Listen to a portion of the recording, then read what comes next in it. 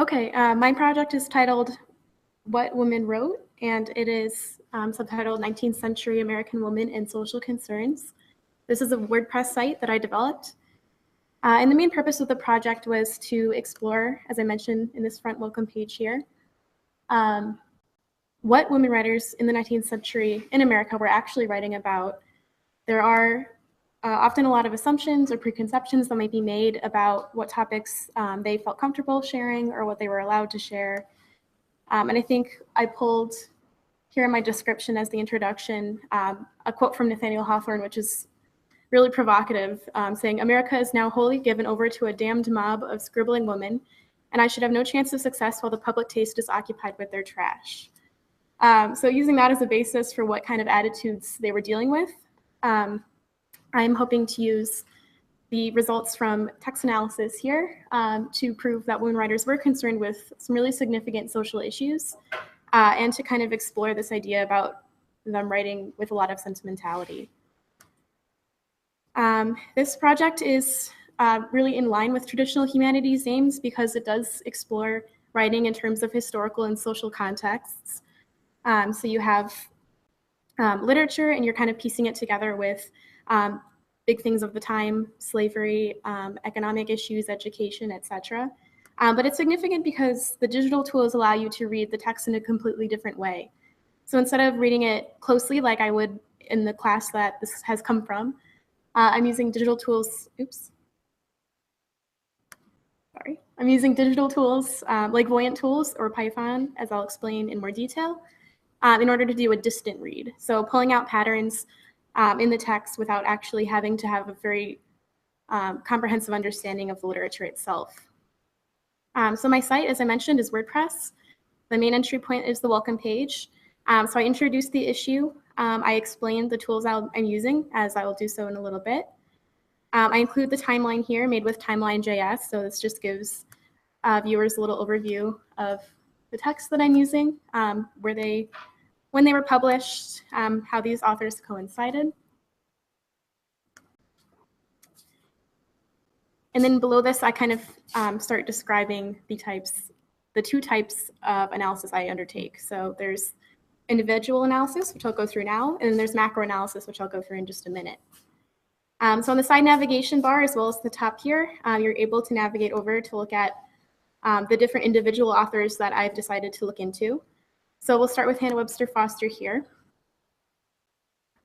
I begin with a little brief introduction to who she is and what she wrote, in case there's not familiarity with her. Some biographical information, so that's just embedded from a Google document.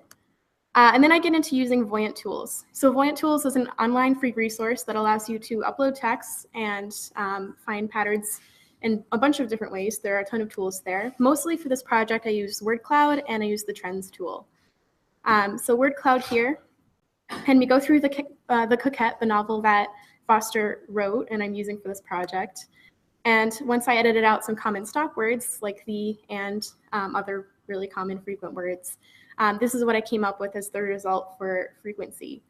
So I think one of the bigger results here that you can see is there's a lot to do with interpersonal relationships, and there's a lot to do with domesticity, as people might assume about a 19th century female author. She writes a lot about friends and happiness, life, love. So this is definitely a novel that might be seen as falling into this really traditional camp.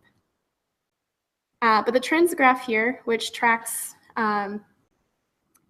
specific words across a text where they pop up most frequently, kind of shows you some interesting relationships you might not see with a close reading of the text.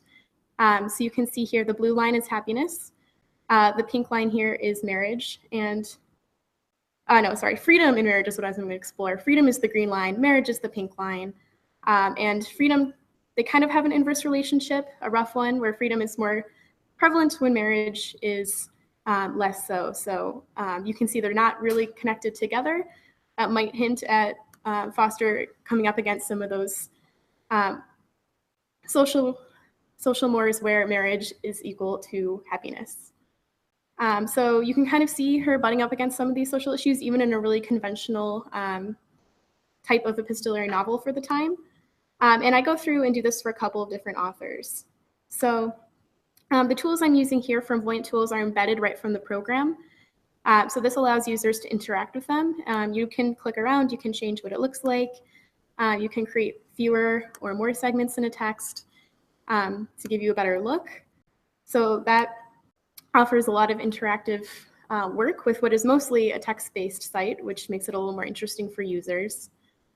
And then there are some other tools I use as well. To use Eden Southworth here as an example. For her, I didn't use the word cloud. I used a word tree. These will take a second to load. But for these, they take words that I picked and then show you links where they're in context within the text. So girl, for example, if you click around, which you can do on your own on the site, you pull up this and it says girl in boys' clothes. So it kind of shows how she's using the term girl, and she's using it a little more experimentally than we might assume. So she's kind of showing the main character in her text is very much a tomboy, not really traditionally feminine. And this tool allows you to see that right off the bat. So I always discuss a little bit these findings in the context of my own understandings of the text. Here we've got her really interested in the court in the Mexican War, so these come up quite frequently. So this text is not staying away from these big social issues. It even tackles political things like the Mexican War. And then moving on from author analysis, I have the macro analysis. And this was a lot different, and it was, I think, one of the biggest obstacles I had in putting this project together. This was developed mostly through Kirk Ann's pulling of the text from Project Gutenberg, dividing them up, finding a bigger sample of women writers from this time period. So I ended up with 49. And then finding word frequencies, and then going into some sentiment analysis. Word frequencies are a little more straightforward. I embedded this graph here from Google Sheets, so it's a little bit interactive. You can see the different points to see the values here. Word frequencies across all these women's writing, the biggest, most common words are mother, father, home, children. So it does definitely put these in kind of that context of domesticity, but it's also hard to tell without a comparative sample, whether that's true of women's writing in particular, or whether that's just fiction or novel writing in general. And then going down into sentiment analysis, it gets a little more messy. So sentiment analysis tries to model the feelings of a text, judging on emotion, subjectivity, polarity, so how positive or negative language is, which is really tricky to do because the computer program has trouble with kind of the nuance and the complexity of human language. So it's a really interesting result. Polarity here is an example. Polarity will have a max value of +1 if language is really positive, and a minimum value of -1 if language is really negative. So happy versus sad. These authors all kind of fall into a narrow range between just over 0.2 and about just over 0.05. So they're all in the positive range, but they're not really high. But it does offer some interesting insight into how this program works. For instance, Hannah Webster Foster, as I went through earlier, is really heavily featured. She's got the #1 highest polarity of all these authors. And it's probably pulling at some of those words I found in my word frequency: happiness, love, marriage, friendship. Well, the novel is actually really sad. The woman dies at the end. It's not really an uplifting story. So whether it's really a positive text, as the program says, is really up to human interpretation. And these sentiment analysis tools, subjectivity as well, which measures whether a text is objective in its language or subjective, are really not super nuanced when it comes to things like irony or different uses of language or negatives. So it's kind of unclear how accurate these results are. But to conclude, where I think those are really useful is in finding new opportunities to study literature. So using some of these tools can offer conclusions. We do find, if you look through the individual author analysis here, that they are engaged in some really important issues. And I think that is pretty concrete. And with something a little more conceptually challenging, like sentiment analysis, you can kind of look into which directions you'd like to study. So I propose to conclude my project that having a sample of men's writers at the same time, or maybe 20th century women writers, to put these in context and compare them to each other, can offer some more insight into the quality of women's writing, or what kind of writing they're engaged in, whereas you can't really pull that out just from the results I have here. So in total, that's what I've got, a few different pages. And it's very text-based, but I think there are some really interactive tools to use.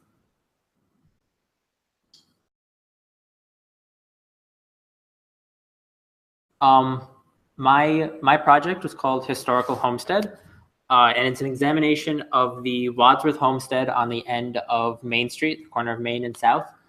An examination of the homestead and its connection to a larger historical context through the use of virtual reality technology. So right here, the first thing you see that you open up is the home page. And the biggest thing that you'll first notice is this picture.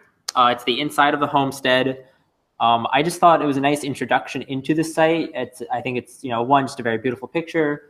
But two, it was made using the 360 camera that we would use for the virtual reality rooms that you'll see in a little bit. This is how they first come out. Because the camera has two lenses and they're curved. This is what we first have, and then we have to kind of do a little technology magic and make them into virtual reality. But I just thought that was just an interesting way to get introduced to the camera. And then there's this block of text at the bottom here. I'm not going to read the whole thing, but it basically just provides context for the home, kind of who the Wadsworths are, why I'd be writing about them, doing this whole project on them.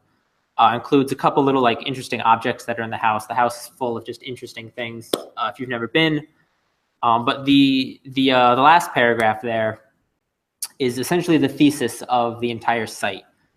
That through virtual representations of the objects and rooms in the Wadsworth homestead, Historical Homestead aims to illustrate a larger connection between the Wadsworth family and Geneseo, American, and global history, which we'll see in just a minute through the virtual tour aspect. But I wanted to talk first about the navigation bar at the top.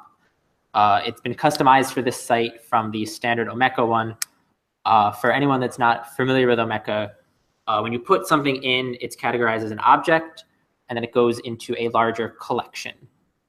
And I'm doing two groups of things, objects, such as a portrait hanging on the wall or a book in the library, and rooms, such as the dining room, the library, stuff like that. And I just felt, well, all of them are categorized technically as items in my administration, kind of behind the scenes.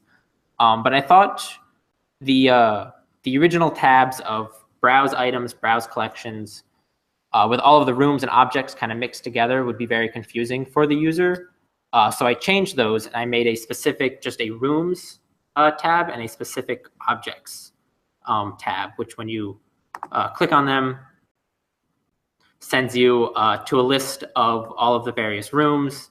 The other one sends you to a list of all the objects that the website explores. But we'll get more into that later, but that's just something I want to touch on. But into the virtual tour, it's really this is the main section of the website, I would say. All of the rooms in here, there's 4 rooms. There's the front porch, the dining room, the piano room, and the library. They were all chosen to illustrate larger contexts in history. There's obviously a lot more rooms in the homestead than just these 4. And it's all on this one large scrolling page. And essentially each section starts with an introduction to the room, kind of what it's used for, all of that, the actual virtual reality video frame, and then a list of all the objects that are highlighted in the room and a short description of each one of them. So when you click on the virtual reality video, it begins. It's hosted on YouTube, so that's why the setup kind of looks very familiar to everyone. And you can just click it, drag it, go all the way around. You can look down the floor, the ceiling. Look all around, and really get a sense of the space. Even if you've never been there. You notice when I was clicking around, the video is an hour long. That's because if we made it, 3 or 4 minutes long, it would cut out maybe when someone was using it. So this hour-long video allows someone just to look at it at their own pace, and I don't think anyone would look at it for more than an hour. If they do, they can just restart it. But this is to avoid it just cutting out and you have to restart it. You'll also notice looking through, there's these blue shapes, such as this blue circle. There's a diamond down there. That was a fix to a problem we ran into. I originally wanted clickable links in the video. So this painting is an object that I highlight. It's of the big tree of Geneseo, the famous big tree. I initially wanted you to be able to click on it and like a little like page would pop up that would just say, some basic information, who painted it, when, what is it about. Do that in a time frame and just kind of Kirk and I's general knowledge about all of this. So we decided to go with the blue shapes, and they kind of serve as the key to everything below. So like I said, this blue circle points to below if you read circle. It points to the big tree painting. So that way you know what the object is. You can read a little bit of the description about it. And each of these is a link to the individual objects page where there's more information. There is a photograph of it, that you can view, get a better sense of it, read some more information than just the brief description that I have below. So I think by the end, once someone gets all the way to the end of this, they get a really good sense of the context of the homestead and how the Wadsworths are connected to a larger sense, the history of Livingston County, United States, global history. And then if they return to the top,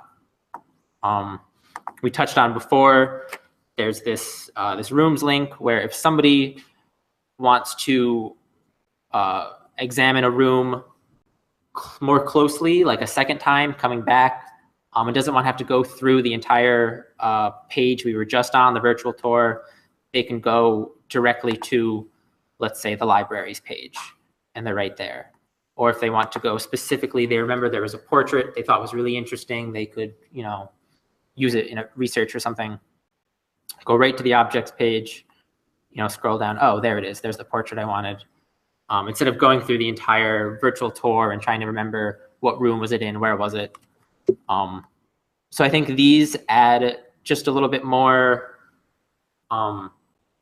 friendliness to the user. The virtual tour is really the main aspect, but once they've done that, they've experienced everything.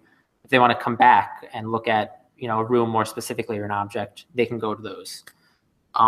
So in all, I just think that the virtual reality really adds to getting a sense of both the homestead and a sense of the history of the family and the house. The use of, being able to, look at, the front porch and see all of the different objects that, show where the Wadsworths were, what they participated in, everything like that.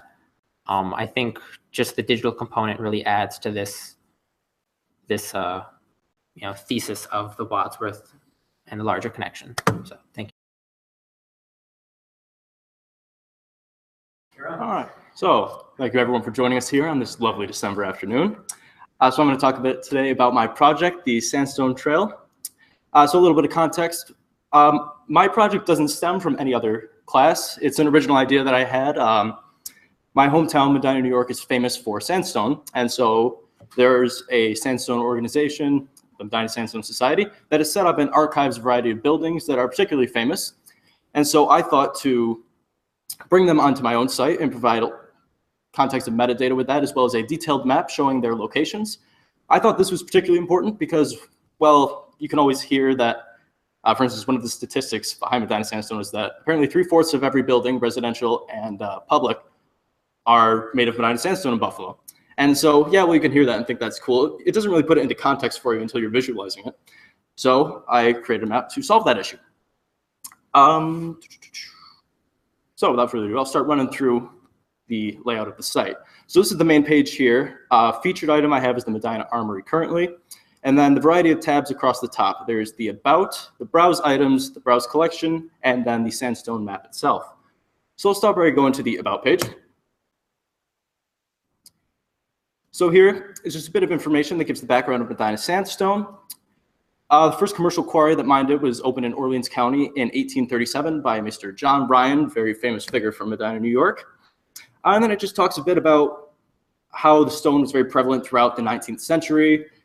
Apparently over 2,000 employees with 43 quarries were open in Orleans County alone, and it was transported via the Erie Canal all across New York, particularly in Buffalo where it was most prevalent. So there's that. We'll now go forward to the items.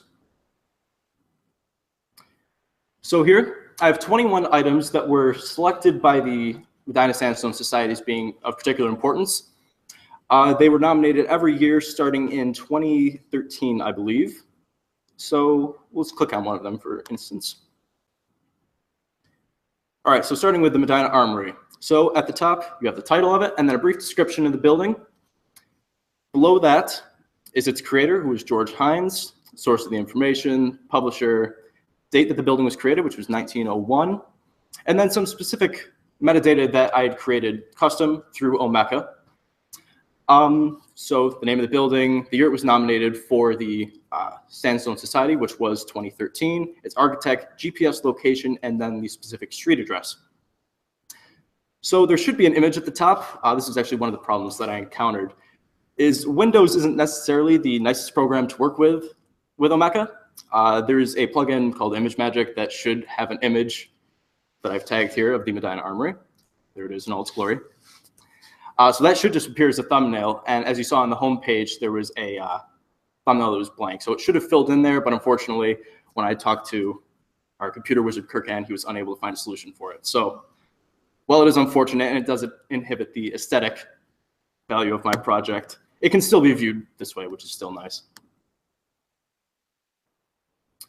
So moving forward is the Browse Collections.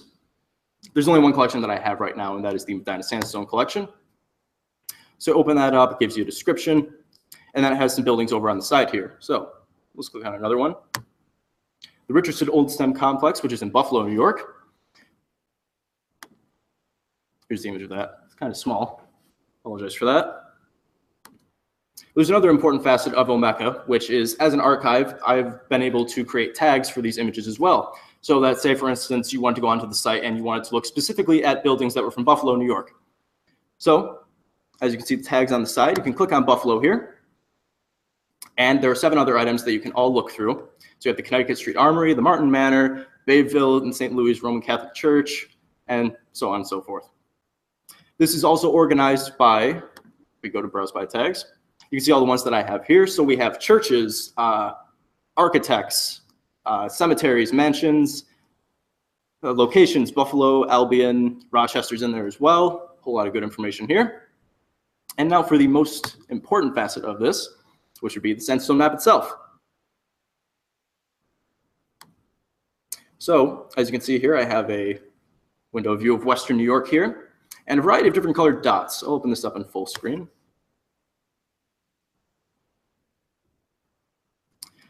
All right, so all the colors represent different things. For instance, the blue dots are historical sites, the yellow would be churches, red ones are armories, and black are cemeteries. And then the green ones are mansions. So if we scroll to Buffalo, for instance, you can look over here, and there are 7 buildings that are located in Buffalo that are constructed primarily of Medina sandstone. So if we hover over one of them, let's pick the Martin Manor. It pulls up similar information to what you saw on the previous screen with the browse items. So you have the description, the creator, the source, all that great information there, as well as street address, and then an image should show up as well. But like I said, unfortunately, ImageMagick, the plugin, would not work properly. So I have to resort to clicking on it that way.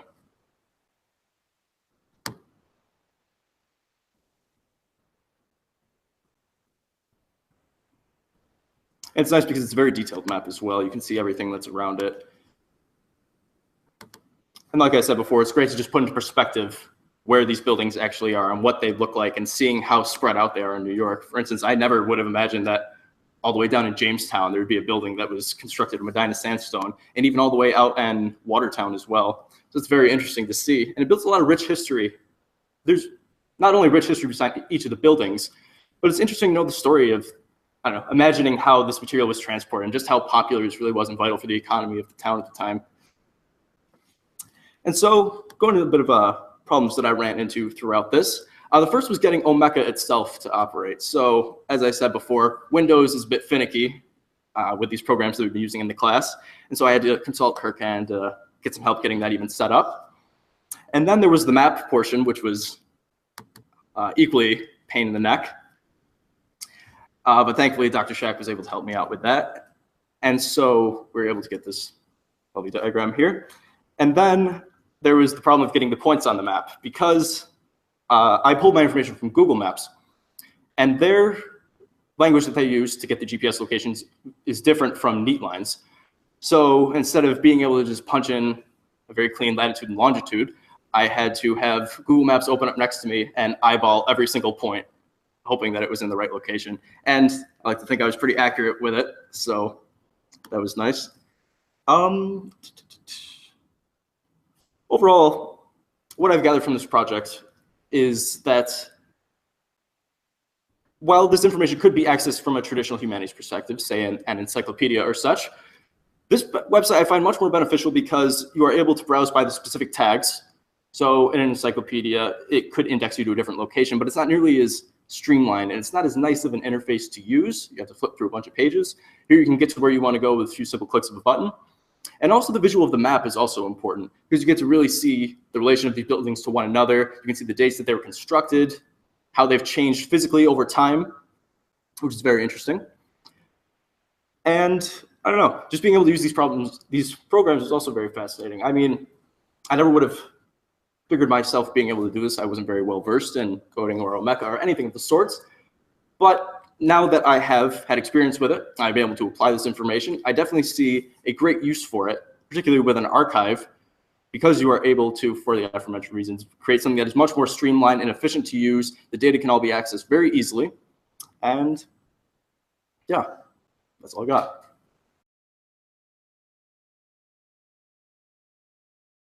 Okay, so my project is titled James Bond Films in Response to Growing Tensions During the Cold War. It's pretty self-explanatory. This project stems from another class that I took last semester at St. John Fisher. It was my TV and film history class. We focused only on James Bond. I was forced to watch every one of the films, so I have all this information that I have nothing to do with. So the purpose of this was to really show how the Cold War affected both British nationalism and American nationalism. By doing so, the British film production company Eon Productions, they took on the role of adapting Ian Fleming, who's the writer of the James Bond series. They took on the role of adapting his film series or his book series around the social precedents at the time. Going right into the project, this is the viewer screen. This is what the average viewer would see. This is my screen, the administration screen. On the left here, I just have a brief introduction as to what the project aims to do. And you can see the map right here. It's a map of the world right here with these different plotted points. As you can scroll down, I get right into the movies. There's 5 sections, starting off with Dr. No, which is the first one. And you'll notice here that you see 6 points here, 2 of them of the same color. This is to explain a misconception that people have about Dr. No. People believe it's in response to the Cuban Missile Crisis. That is in fact not the case. Dr. No came out early October. The missile crisis was, I think, the 22nd of October. So these were already in production at the time. However, this still does respond to like Fidel Castro's threat. You can click on these points here, and this is the historical context of the time. I only have the historical context for this one film, just because I felt the need to elaborate on it more. And here, every point on the map represents the importance of the setting, why it's important. And in this one, I actually drew some parallels here because this is a very important movie. At the end of these as well, I do have sources that, well, they're sources.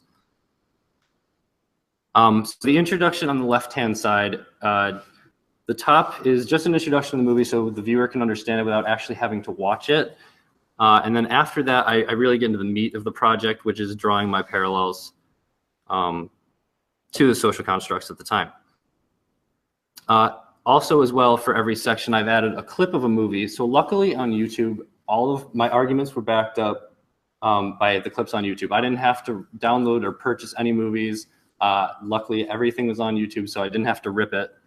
And then below each movie or above it, in the case of, I think it's From Russia with Love down below, I explain why the film is important, or why the clip is important, how it's important, and what it does to strengthen the parallels between the reality and fiction. Like I said, all these points, most of them have the sources because I needed sources to back up my argument. A lot of my arguments were drawn from my last year's class. However, last year we focused primarily on social aspects like the treatment of women and such. We didn't really delve into the Cold War, but we did touch base on it a little bit. I feel like this, well, actually, let me talk about on the left here. This is just navigation stuff. You can jump here to go to the different movies, and while doing so, it'll jump to the points on the map where the setting is most important. I did this by customizing the configuration of where the map points should be, which was really useful because I didn't think that like the average viewer of this site would want to keep clicking on the points they couldn't tell. So that was really helpful. That's one reason I actually chose to use Map Journal Builder through ArcGIS, because this was such a helpful feature.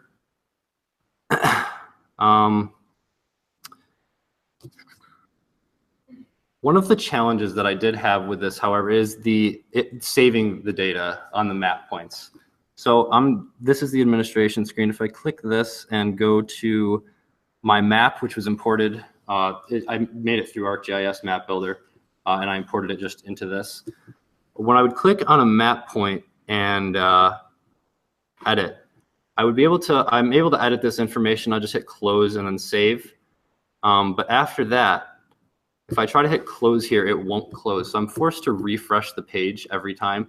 And that was very time consuming. I really didn't find a solution to it other than just to keep saving all the time.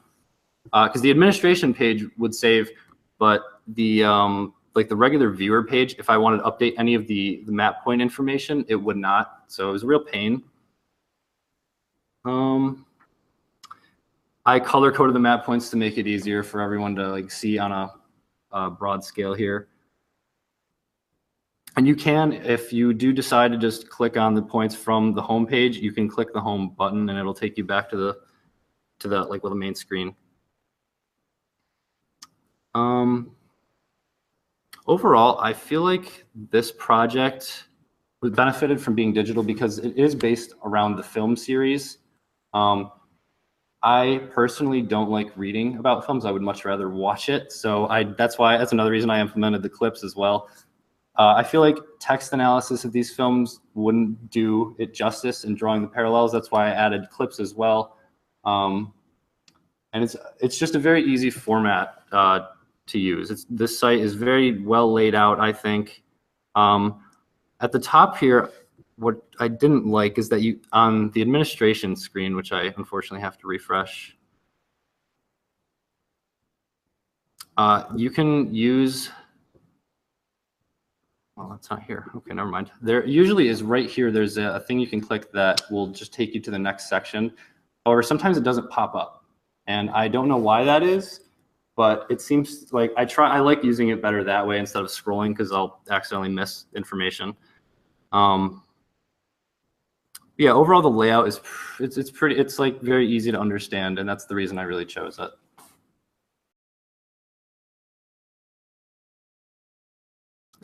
So I'm going to be talking about my digital story map on Cornelia Wadsworth Adair. For those of you who don't know, which actually you all probably do know, but Cornelia Adair she was born here on Avon Road, and as part of the historic Wadsworth family that Zach talked about earlier.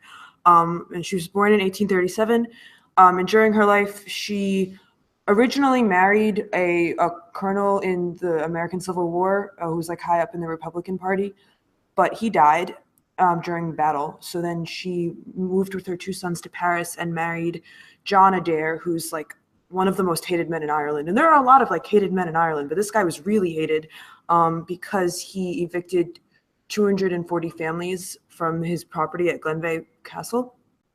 And it was part of a larger trend. It was shortly before Cornelia married him. And it was part of like a larger land wars and peasant wars in Ireland leading up to the Irish Rebellion, which I'm also going to touch on briefly. So anyhow, Cornelia led this really fascinating life. She was really well known for land development and sort of proto-environmentalist land development, like cattle preservation in Texas. The ranch that she took over, the JA Ranch, named after John Adair, is still operating. It's still one of the largest ranches in Southwest Texas. And she also did a lot to preserve the land in Glenveigh. And that's part of why Glenveigh now is like a really beautiful national park, is because she made effort. Like if you look at a map of Ireland, it's obviously really lush and green, but Donegal, where Glenveigh is very arid, and like the soil is really like brown. It's not very fertile, but she did a lot to the gardens at Glenveigh to make them into beautiful gardens. And now they don't need to do anything. Well, I mean, they do a lot, but they don't need to import anything to sustain their gardens there. So yeah, so basically what I wanted to do was put all of the information that I had on Cornelia onto a digital map, because I felt that because she traveled so extensively and because she did a lot to change spaces, that her biography could best be illuminated through a map. So to start off, okay, well, this is my homepage. And it has some sort of like, it shows the items that I use. So I guess I should start there. I used Omeka, which Zack and Tyler also used. And it's a really good platform for organizing archives on the internet. There's a lot you can do with Omeka, especially if you tap into the different plugins. But this is my main page, and it shows some of the items that I collected. And then I figured that like, you're not going to be interested in, well, you probably need to have a really specific reason for Googling Cornelia Adair in the first place, but even if you didn't, you want some context before you look at a map. So I wrote a biography. This is her diary that I quoted. So I wrote a short, like 700, 800 word biography illustrating like why her narrative is important and how she intersects with like a lot of broader things before the map. And then I made items in Omeka, which is how Omeka, like at its base, kind of works. Is like you make items and you fill in what's called the Dublin core, like a set of metadata on that item, to provide context to the things that you look at. So here's a good one. This is a letter from Cornelia Adair to T.D. Hobart on August 8th, 1916. A lot of these files, by the way, particularly the written files, I got from, well, I originally got them from the time that I spent at Glenveigh, but they are from Texas, and I contacted the archivist there, and he was really nice about letting me use them without a fee, which was great. But this would be an example of something you could do on Omeka, like you can put the actual image, assuming you have copyright entitlement, you can put the actual image there, and then you fill in the metadata that you want. So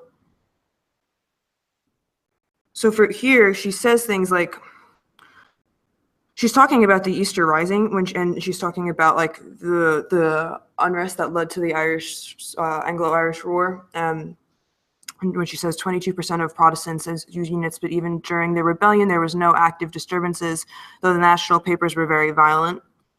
And she cites a lot of fear in her writings to T.D. Hobart. For instance, in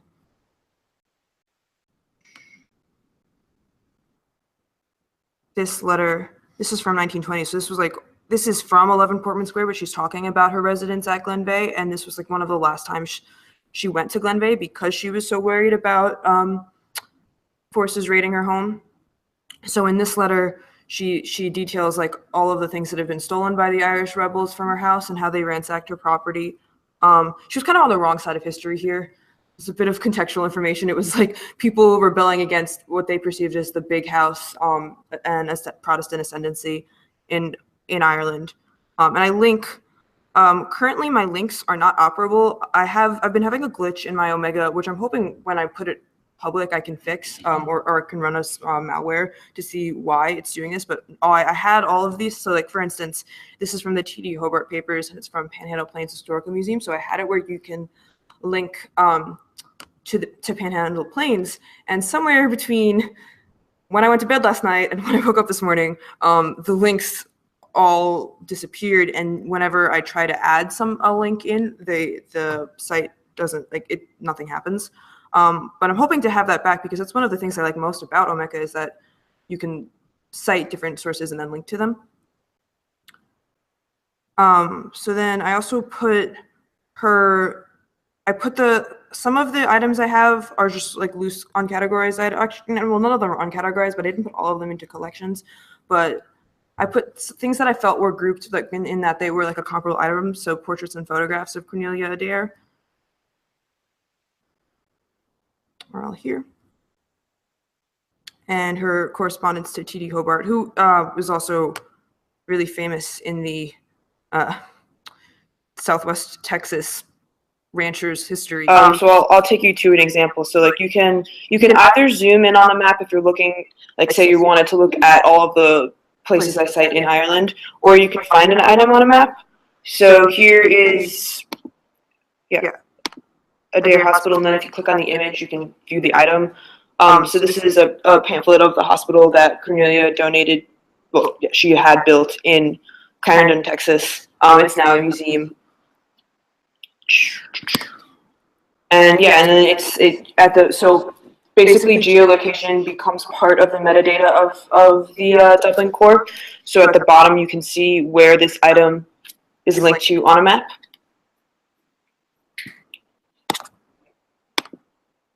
And yeah, I just felt like this was a good way of categorizing information, and I liked it especially because I felt like if I had just had a map, that it would be hard to navigate, but Omeka enabled me to have both a map and like a conventional like browse items.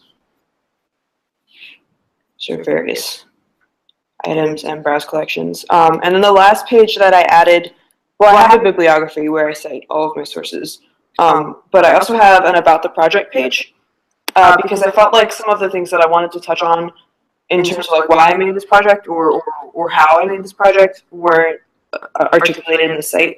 So here I just say, my project emerged out of a research grant from the Geneseo Foundation, an organization dedicated to providing funding for undergraduates at SUNY Geneseo, and an experimental course in digital humanities.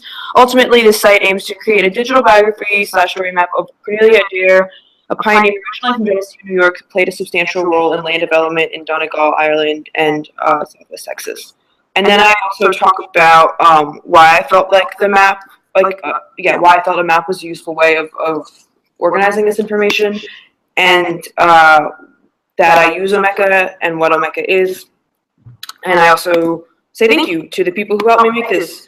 In particular, technically, digitally, Dr. Ann and Dr. Schacht helped me a lot. I wouldn't have been able to download. It took 45 minutes to download Omeka, so that in itself was trying. But also, I received a lot of help in the research component of my project from Sean O'Gathine, who's the head gardener at Glenveigh. He researches Cornelia Adair a lot, and he was really knowledgeable and also giving in terms of the information that I could work with because of him. And also Warren Stricker, who is the head archivist at Panhandle Plains Historical Museum, who I wrote to, and he said, yeah, you can use whatever you want as long as you use sources. So that was really nice of him. And yeah, that's all I've got.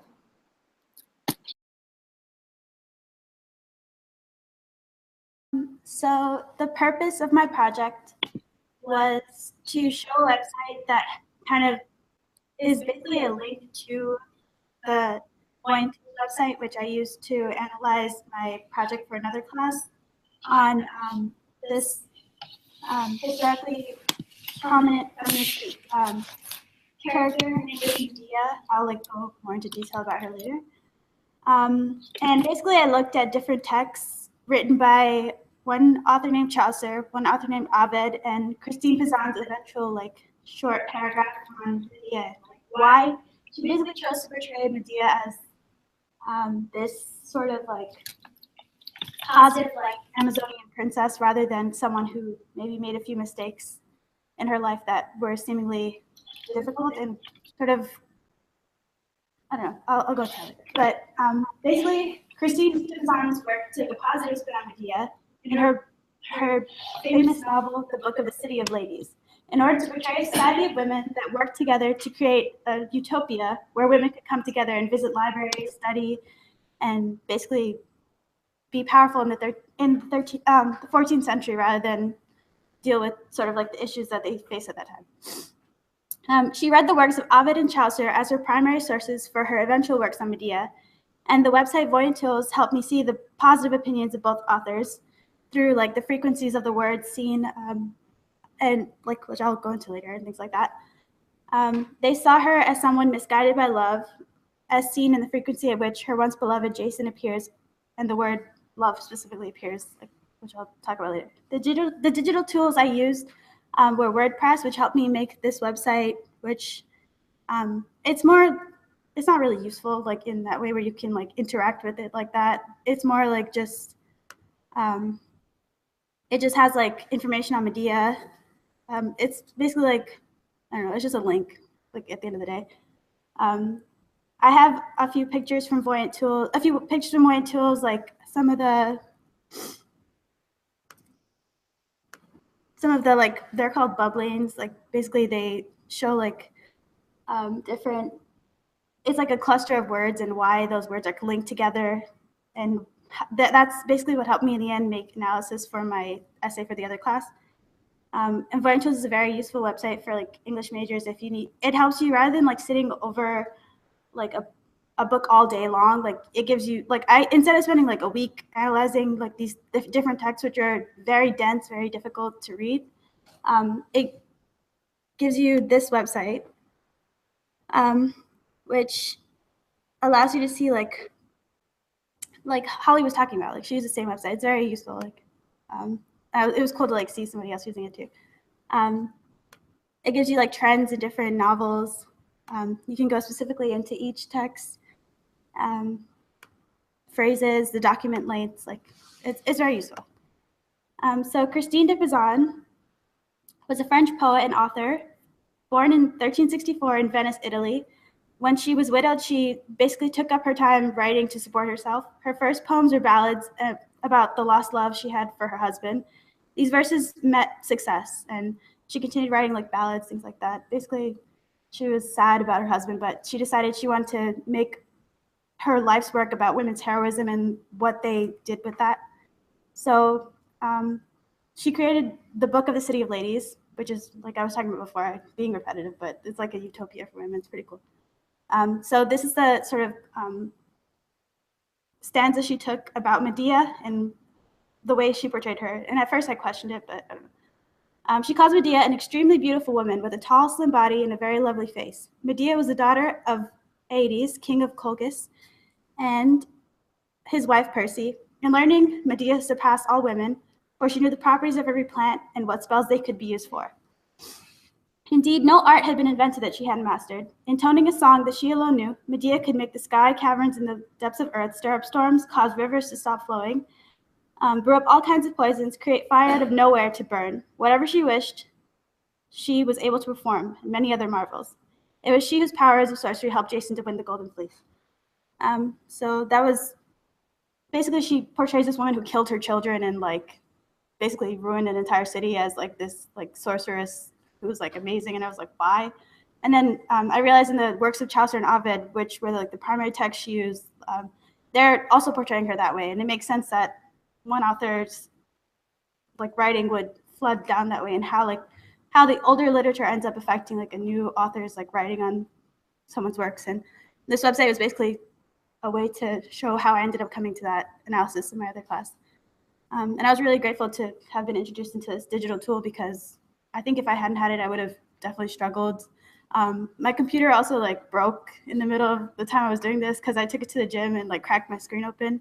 And computers are really important when you're taking like a class like this. So I had a lot of trouble for a while. If I hadn't asked for help, I think I like definitely would have struggled. I tend to like not ask for help on things, and like help is useful. So in conclusion, I found that Christine de Pizan was heavily influenced by the works of Chaucer and Ovid. Thanks to voyant tools, helpful graphs, bubblings, and word frequencies, the words love, powerful sorcerer, and legends all came together to help me understand that these writers see Medea as a powerful feminist figure in past literature that was misled by a tragic love that ended in her downfall. And without the help of those involved, Professor Schacht, Dr. Fenn, my professor for my class on Christine de Pizan, who's incredibly intelligent. I'm taking another class with her. I really like her a lot. She saved me, literally. Medea, I learned a lot about Medea, someone who at first I saw negatively, and now I understand why she's what we call a virago, Amazonian woman who's seen as kind of aggressive, but really she's just kind of living. She has masculine and feminine qualities that make her a three-dimensional character in literature. I wouldn't have come to that conclusion easily on my own, definitely. I learned to ask for more help. I don't know. It was just a really fun project.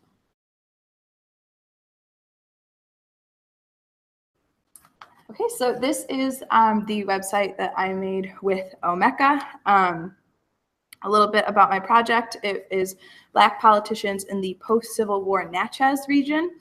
So the Natchez region, the part that this research focuses on, it's about 6 counties mainly. There's a couple stragglers, but mostly it's 6 counties that straddles Mississippi and Louisiana. And I worked with Professor Barron. This is just an about page for the website. I worked with Professor Barron in the history department because this is actually his research. He wrote a book on it. This is the cover of the book. It was called Reconstructing Democracy. And I was originally going to do this as a directed study with Professor Barron, but when this class came up, we thought it would be better for me to get in here.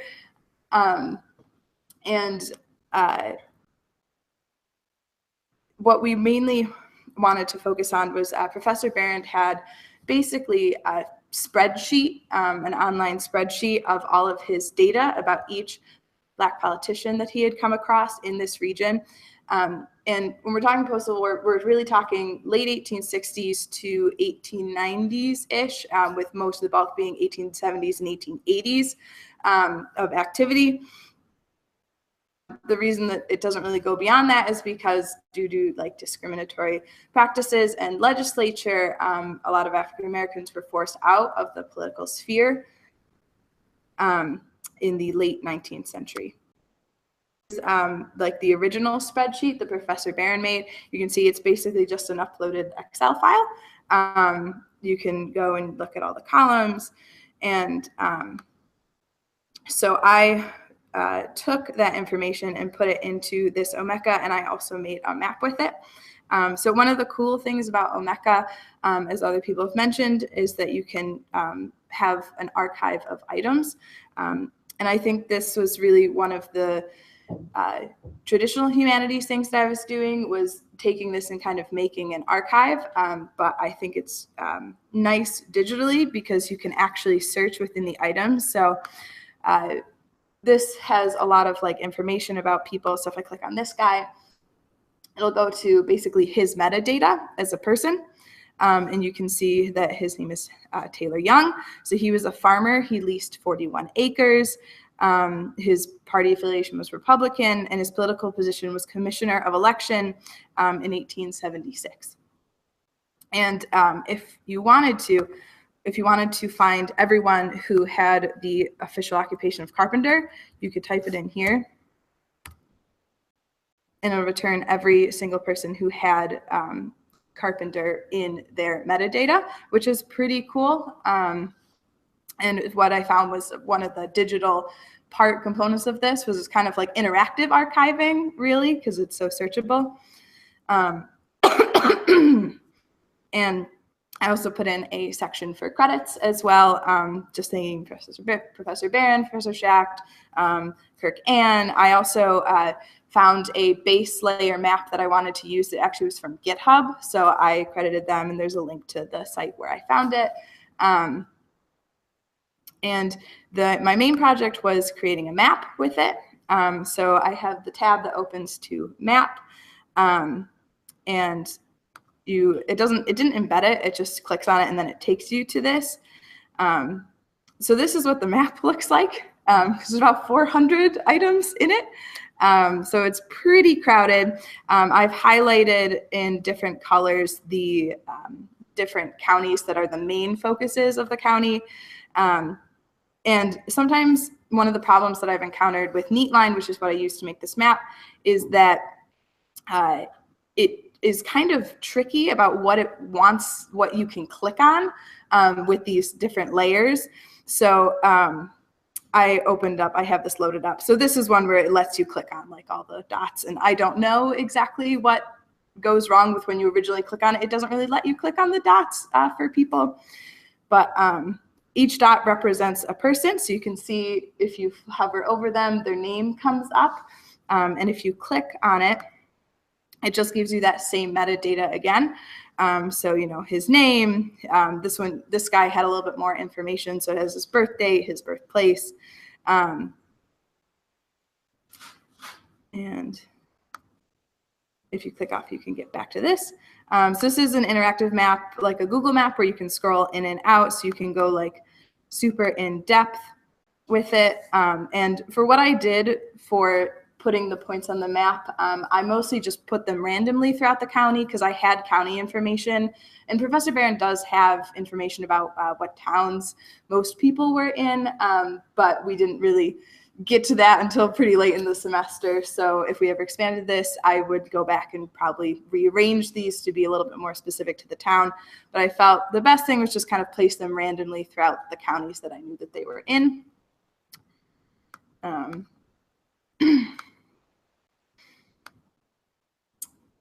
And yeah, so this is about a 30-year time period we're looking at here with all of these dots.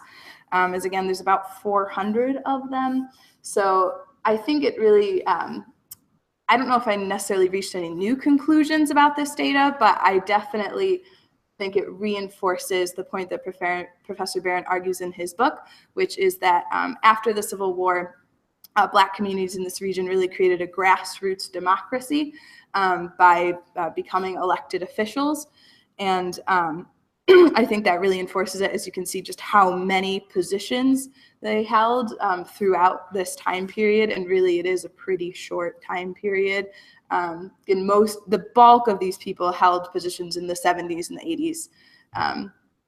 So it's a 30-ish timeline, but it could be like mainly a 20-year timeline. And a couple problems that I ran into with Neatline was that the polygons that you see here, the shapes that represent all the counties.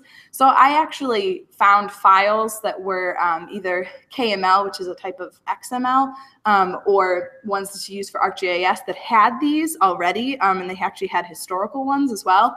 But because it's Neatline, it wouldn't take those types of files. I even tried converting the KML to SVG, which Neatline will take, but it didn't work, and the file was too big to convert. So I actually went through and I drew these polygons myself, point by point. So that was a little bit tedious. There's a lot of rivers in this area that mark the boundaries. Yeah. And sometimes it gets a little bit tricky again about like being able to click on these. If you stay around the site and zoom in and zoom out a little bit, it just lets you click on them. I don't know why it doesn't when you originally get to the site. But I thought it was really good because using Neatline allows you to use Omeka as well, and really kind of embed this in a more contextualized site. And I really enjoyed the getting the kind of interactive archiving of being able to search through the items by, occupation, by political position, which I thought was one of the best things that came out of this website. All right, well, I'm Justin Anderson, and the title of my project is Evolution of Fairport Central School District. So FCSD is the district that I graduated from in 2016. And in my work in INTD 203 with Professor Steet, I had to do a research project on the district, especially the high school, and just the general history assessment of the district. And during my investigations and work going through databases and museums and libraries, I took an innate interest in the district schools that filled the town of Perryton before the centralization of Fairport in 1951. So Perryton was established in 1813 with 5 district schools throughout the town. Eventually that grew to 11 total schools. The Erie Canal runs right through the middle of the town of Fairport, and that led to the increase of population throughout the years and increasing enrollment in schools, and that led to the demand for more of these one-room schoolhouses throughout the district. So the bulk of my project was a map I made with Google My Maps. And I gave instructions on how to operate this map in these descriptions above and below my map. And you can toggle old schools and current schools of the school district. So I'm going to open up the old schools, and you can go through and you can look at where these one-room schoolhouses stood throughout the town of Perryton. So why I think this is important to humanities and historical studies and creating archives, I had a bad broken leg earlier this year, and in my online research, I realized there's very little information on these district schools that served the community for over 100 years. And of the information I could find, little information on where the schools even were. So, and with my inability to drive, I couldn't go look for them. Eventually, I looked around more, and many of the schools ended up burning down or being demolished. So where I had initially hoped to compare current and old images of these buildings to each other, I realized I can't even do that because a lot of the buildings are no longer standing or they're now private residences. So I did a lot of research with databases in the Historical Museum of Perryton, and I learned about the locations of these maps. And with some help from the volunteers at the museum and in the Historical Society, I was able to pinpoint the locations on the My Map as best I could. I'll talk a little bit about Google My Maps. It's a free public software through Google, and you can use a bunch of different base type maps. I use the satellite image for my project, and that also includes roads and road names. And you can add layers. I have 2 layers to this map right now, the current schools and old schools layers. And within the layers, you can add points. And these points are the circles. Green ones have a little castle symbol. This is symbolic of historic locations. And I use that symbol for all of the district schools because a lot of them are no longer standing and they all hold historical relevance in the community. So another thing that I looked into with my project was the distance between district schools and then current schools. And when you zoom out and you look at the town as a whole, you can see that the green district schools were spread they were spread far apart from each other, whereas the current blue dots are a lot closer to the center of the village and to the canal, which the village developed around, whereas the old schools were further apart before the population centered and commerce centered in the village.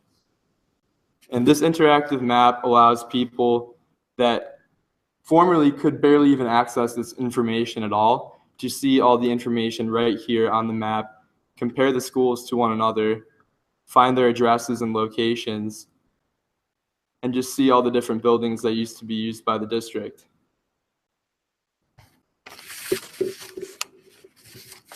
So I had initially used ArcGIS for my project, and that didn't end up working out for me. I wasn't able to input the information how I wanted to display it. So I ended up going with Google My Maps. It was a lot more user-friendly and easier to use.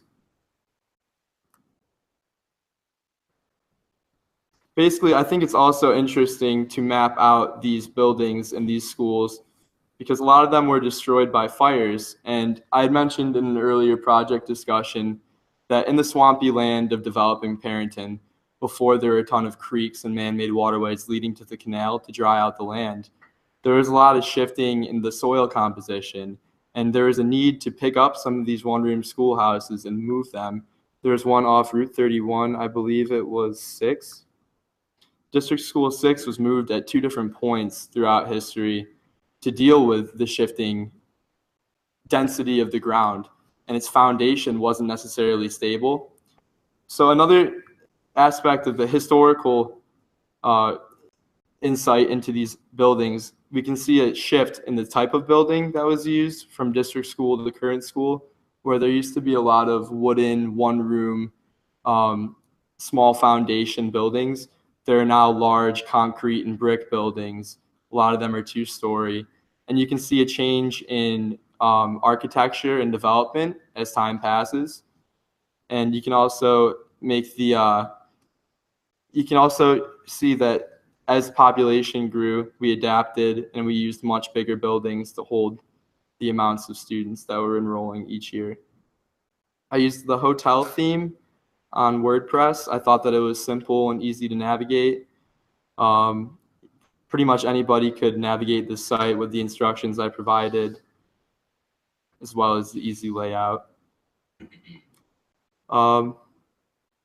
So just to sum it all up, I do think this is important to have a record for online. The online aspect of this project takes the humanities studies to the next level, in that somebody viewing the site can interact with it firsthand, and they can make their own deductions and comparisons when viewing the information that's displayed for them, as opposed to 2D, very basic museum exhibit or article where somebody's telling them what happened, what to think.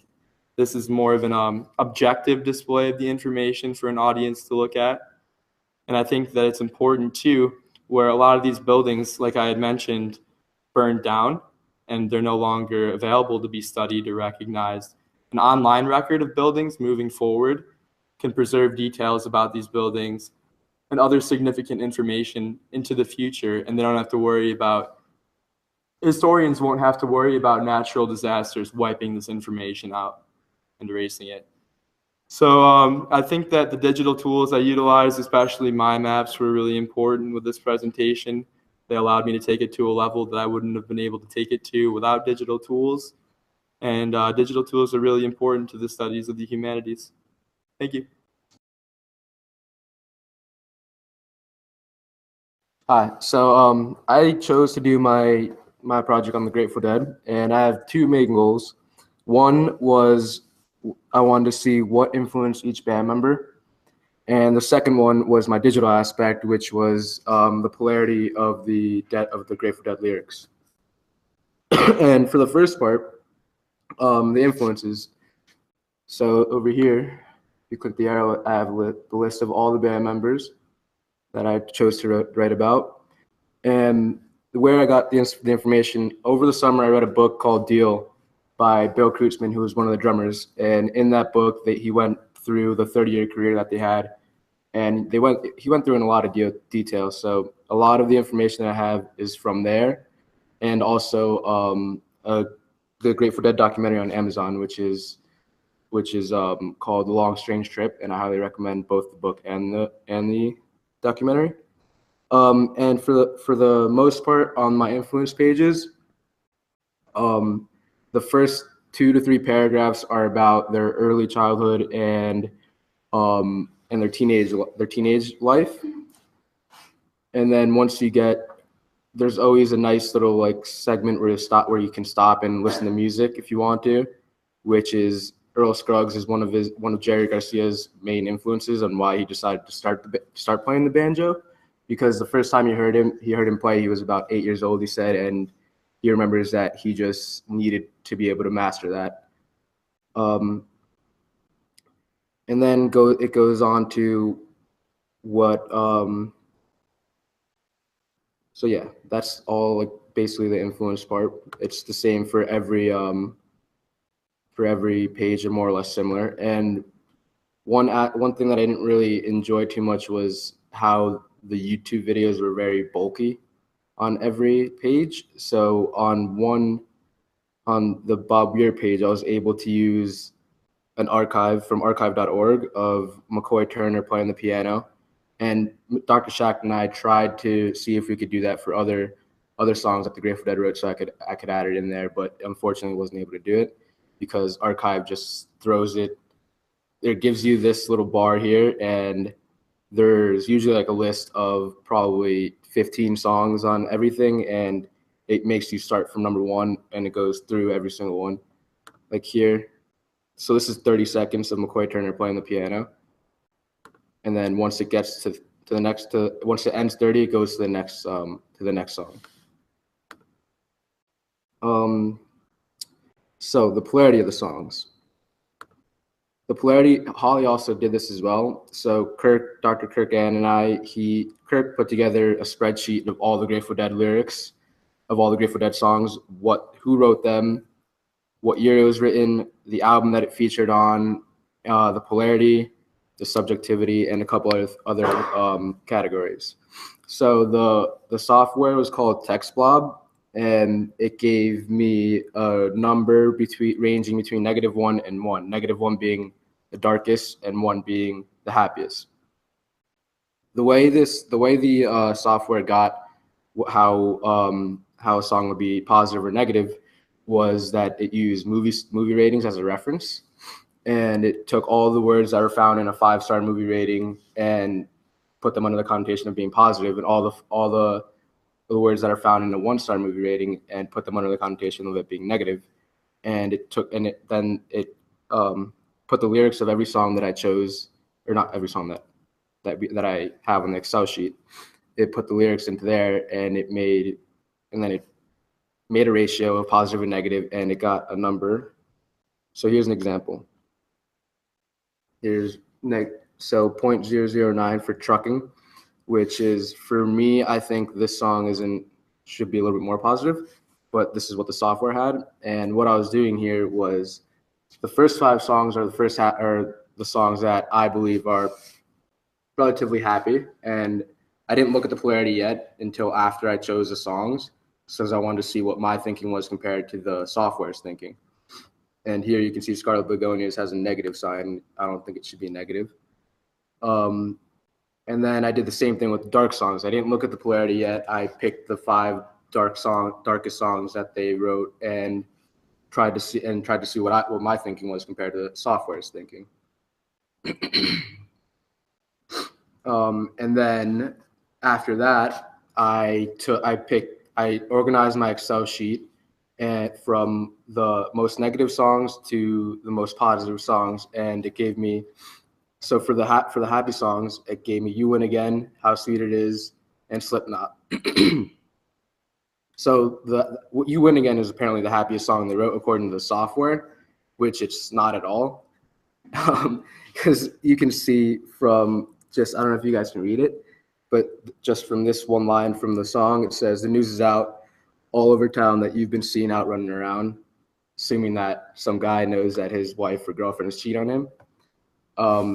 And then I took the 3 darkest songs that the software thought were the darkest songs. And "Going Down the Road Feeling Bad" is not a dark song at all, I don't think.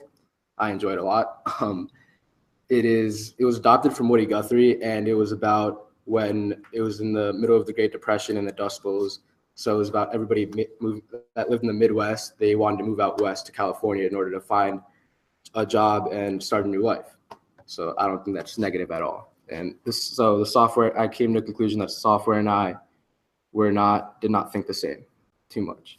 And the digital tools that I used for this part was Timeline.js, which I thought took my project one step further, and I really enjoyed using the timeline. So here you can see what year each song was written, who wrote it down here. You can't really see it from your seats, and a link to the lyrics. And then also YouTube video. So you guys can also, whoever visits the site can also just have their own opinion on what the polarity is of the song. And here you can see that even from these 16 songs that I chose, you notice how big of an impact Jerry Garcia and Robert Hunter had in the Grateful Dead. And together they wrote 293 songs out of, I think, 374 that they had, something like that. I know it was exactly 293, but I don't know the total amount. And that could easily take my project to one more aspect that Kirk and I were looking at, but he had trouble at making this graph that had a link between all the lyricists and who wrote what songs and how much they contributed to it, which is kind of similar to the jazz website that we looked at in the beginning of the year. And the challenges that I faced was when this project was first assigned, I was very intimidated because I knew very well that I'm not good with computers nor anything with technology. And I overcame this by eventually sucking it up and just going to Kirk and trying to figure out how to work WordPress. So that was a huge help because it ended up making me this awesome website that I'm extremely proud of. And another challenge that I faced was that I wanted to add a couple of the cutouts from the Amazon documentary, but I wasn't able to do that because of copyright infringement and whatnot. So what I did instead was just quote that, which is kind of boring, but whatever. And what did I learn? I'm extremely happy that I stuck through this course and ended up not dropping it because I made this website. And we all learned how to make a website, how to use Timeline.js, and everybody learned a little bit of coding, which is awesome because I think everything that we've learned in this course is going to be extremely useful in the future. And one thing that I didn't really know, well, I knew that Jerry Garcia was like one of the main roles of the Grateful Dead, but I didn't really understand why all the Deadheads from the 70s and from the 80s, why they looked at him as a god, more or less, because I didn't really understand. I don't really consider myself a true Deadhead because I was born in 1997 and they dismembered in 1995. So that's kind of annoying, but whatever. And Jerry Garcia was their true, like every single band member's true influence once they met him.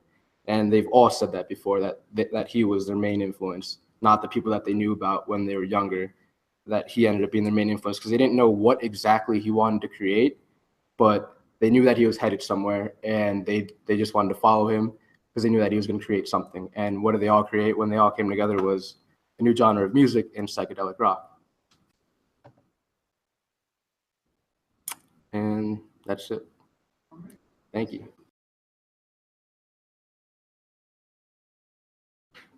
Okay. My project is called The Ecological Benefits of Good Advertising, using the MTA as a model for positive corporate interactions. This project was inspired because I am a New York City native. I spend a lot of time on the subway, so I spend a lot of time looking at the advertisements they have. They serve a unique purpose, whereas most advertisements try to sell you a product. The advertisements on the subway try to form a community between the riders and the MTA, and they also try to improve the habits of the riders, such as keeping the stations clean or cleaning up different litter. So I thought it would be interesting to analyze these advertisements to see what elements of them specifically cause this feeling of a community and are a beneficial form of advertisement as opposed to trying to sell you a product. For example, the Operation Track Sweep poster and video. This is an initiative to clean the subways. And this is a poster as an example. The poster uses different pronouns such as us and you to try and bring the community together. They describe what the MTA can do as us. Then they also describe you as the riders, saying what you can do to make you feel included in the community and thus help recycle or keep the subways clean. A different couple of forms of media that I used that would be further from a traditional humanities project into a digital humanities project are the inclusion of videos and analysis of videos alongside the photos. So for example, the MTA uploaded an Operation Track Sweep video that's quick, about a minute long, but it uses much of the same language and imagery as the poster does. So I can compare elements of the video and the poster in one blog post. I also take frames from the video and put them into a slideshow just for easy viewing, so you don't have to keep scrolling through the video once you've watched it, which is also just for ease of users.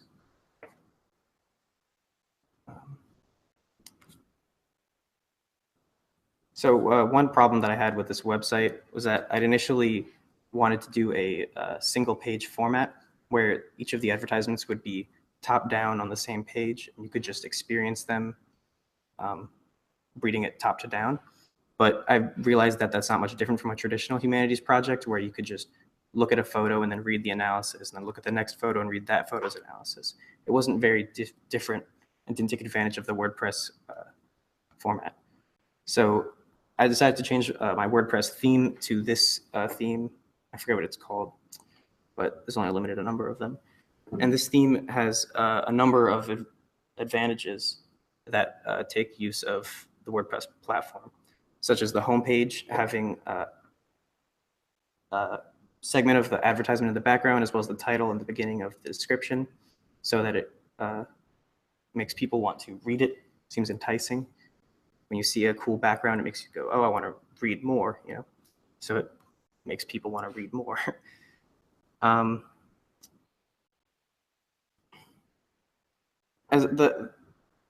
written this, the information in here in a paper previously. So the findings of this project are not much different than before, but I think it's been really interesting to see how the advertisements form a community amongst the writers in the MTA. And as a result of that, it promotes ecologically beneficial behavior, and it ultimately keeps the subways cleaner. It also shows how advertisements are very important in everyday life and how consumers are affected by advertisements, even subconsciously. By a consumer reading this, they could become more aware of how advertisements do this kind of manipulation.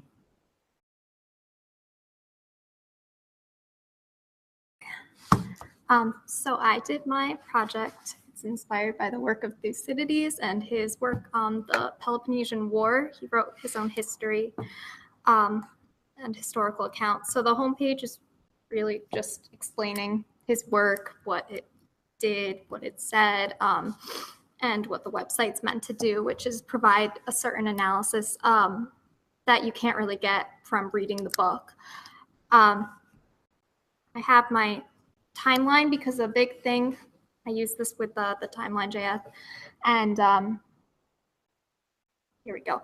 The timeline provides kind of a more easier way to see the chronological order of the war, because the thing about Thucydides is he likes to skip around a lot and go to different events very quickly. So yeah, there's a bunch of different spots and it gives the chronological order of the war. So that was one part. And then I worked with Kirk to provide an analysis of the work. So we have, if it's gonna load. Okay. We originally were going to try to create a bubble map, which would show the number of times that certain places were mentioned throughout the work. That didn't work out very well. We couldn't really figure out how to embed it, but we went to the Google My Maps, and you can see on the map the darker spots are the ones that are mentioned the most in the works, and the yellow spots are the ones mentioned the least. So it'll tell you the count and the title, the place. So these are all the locations that are mentioned in the works. Athens was mentioned the most, which I used to create an analysis about how Thucydides may have had a sort of bias towards the Athens sides during the war. And that's kind of something that you can't really get out of the book, because you can't really go through and count every time a location is named. It would take a very, very long time. So we just used software. Well, Kirk helped me out a lot with that and created pivot charts that told you the number of times things were mentioned. So yeah, here's the analysis. And then I did the same thing with people. So if there were specific leaders that were mentioned a lot during the war, we put them on this map that was basically where they were located throughout the war. So there's a lot of leaders in Athens. And if they're mentioned more, like here, these are the types of people mentioned. And what we found, there was like a lot of different names for some of the same people. So like the Peloponnesians were combined with a lot of other places, and those combined places created the Spartan side of the war. And then the Athenians were their own thing. So again, here the Athenians were mentioned the most, which again points to Thucydides having a possible bias, which talk about up here. And yeah, here the about page is basically just saying what tools I use, which was the timeline.js and the Google Maps. And then I had all the different charts and wanted to figure out how to put them all together to create one comprehensive site. So we decided on WordPress, and yeah, the embedding was pretty easy. It should show just an analysis and the comprehensive maps. And yeah, so that's about it.